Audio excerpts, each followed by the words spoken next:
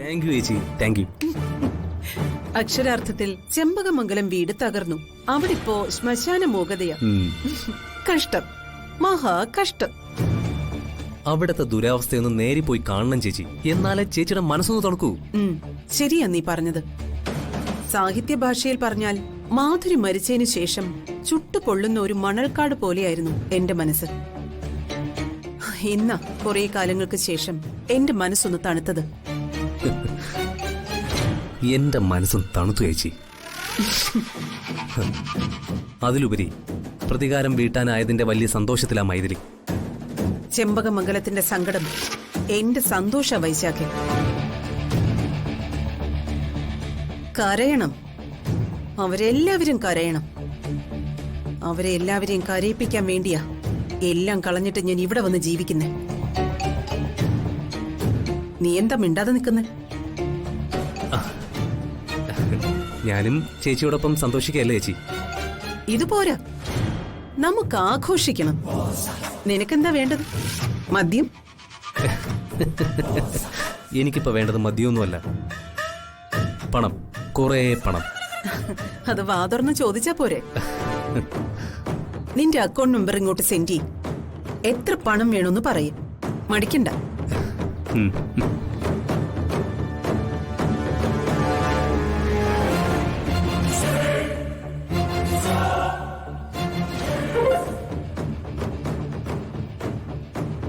ഇന്ന് നമുക്ക് ഉത്സവം.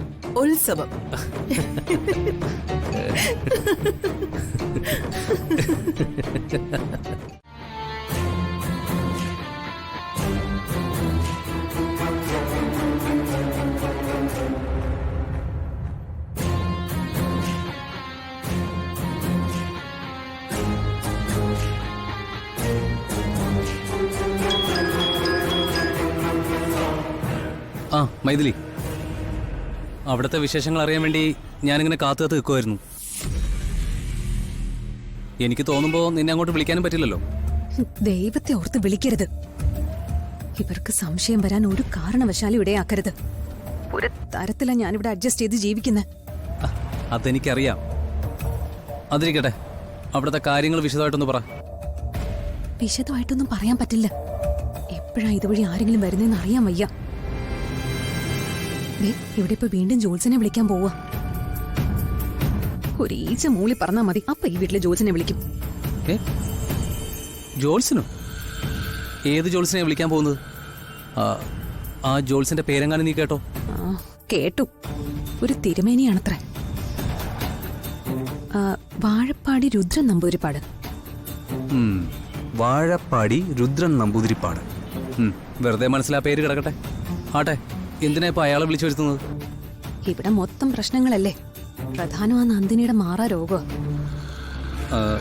അല്ല മൈഥിലി, നന്ദിനിയെ മറ്റൊരു ഹോസ്പിറ്റലിൽ കൊണ്ടുപോയി ചെക്ക് ചെയ്യിപ്പിക്കാനുള്ള പ്ലാനൊന്നും തൽക്കാലം അവർക്കില്ലല്ലോ.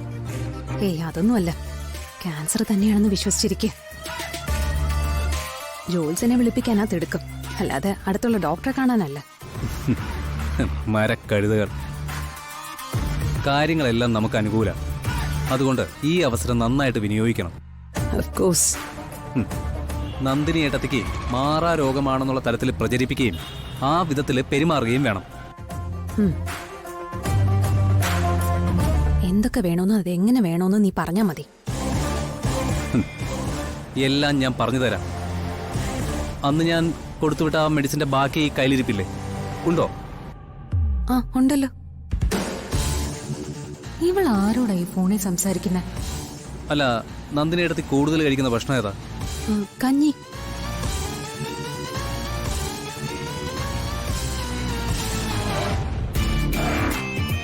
എന്നാ പിന്നെ അതിൽ ആ ഗുളിക പൊടിച്ച് കലക്കി കൊടുത്താൽ മതി. ശരി.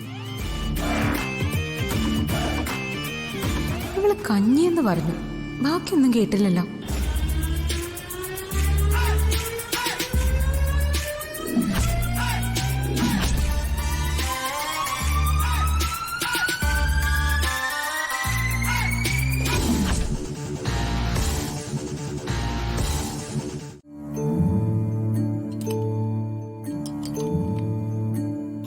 മതി മോളെ. പോരമ്മേ, ഇത് മുഴുവൻ കുടിക്കണം. കുടിക്കും മോളെ, ക്ഷീണം മാറണ്ടേ.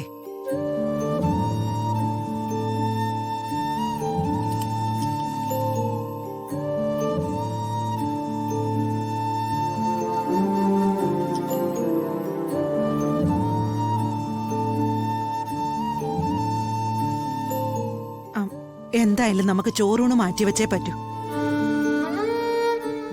എന്തിനാ? ചോറൂണൊന്നും മാറ്റി വെക്കണ്ട. അതിന് 2 ദിവസം കൂടെ ഇല്ലേ? ആ സമയമാകുമ്പോ എന്റെ ഈ അസുഖമൊക്കെ മാറിക്കോളും.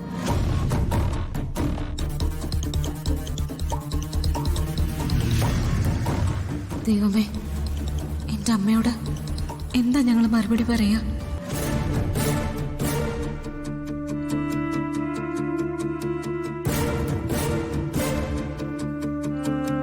എന്താ? എന്തു പറ്റി?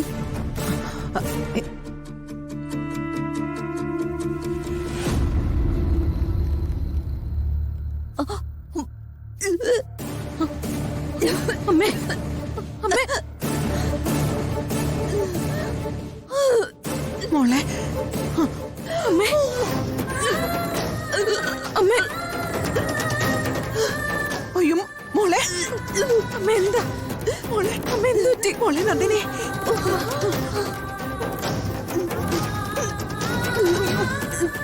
അയ്യോ,